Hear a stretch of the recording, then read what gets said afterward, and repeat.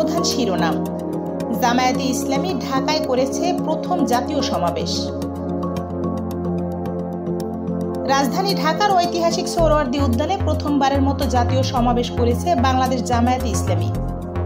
এই আয়োজনকে ঘিরে আইন শৃঙ্খলা বাহিনীর কড়া নজরদারি এবং সাধারণ মানুষের মধ্যে মিশ্র প্রতিক্রিয়া দেখা গেছে। জানা গেছে, এই সমাবেশের মূল লক্ষ্য হল দেশের বর্তমান রাজনৈতিক প্রেক্ষাপটে নির্দলীয় নিরপেক্ষ সরকারের অধীনে নির্বাচনের দাবি তুলে ধরা।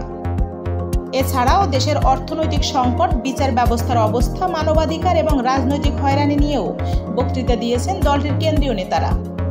সমাবেশে জামায়াতের আমির ডক্টর শফিকুর রহমান বক্তব্য দিতে গিয়ে হঠাৎ অসুস্থ হয়ে পড়েন। তাকে দ্রুত ইবনে সিনা হাসপাতালে ভর্তি করা হয়েছে। চিকিৎসকদের প্রাথমিক মতে তার প্রেসার ও রক্তে শর্করার মাত্রা হঠাৎ কমে যাওয়ায় তিনি অসুস্থ হন। এদিকে অনেকে বলছেন, এই সমাবেশ জামায়াতের রাজনৈতিক মাঠে পুনঃপ্রবেশের প্রথম বড় পদক্ষেপ।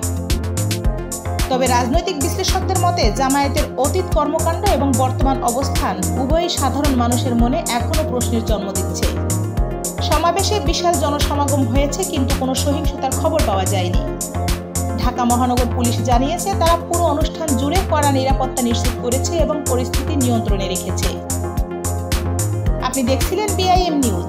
এমন আরও গুরুত্বপূর্ণ খবর পেতে সাথে থাকুন, শেয়ার করুন, সাবস্ক্রাইব করুন এবং জানুন সঠিক সংবাদ সবার আগে। আবার দেখা হবে নতুন কোনো ভিডিওতে। ততক্ষণ ভালো থাকুন, সুস্থ থাকুন, নিরাপদে থাকুন। ধন্যবাদ।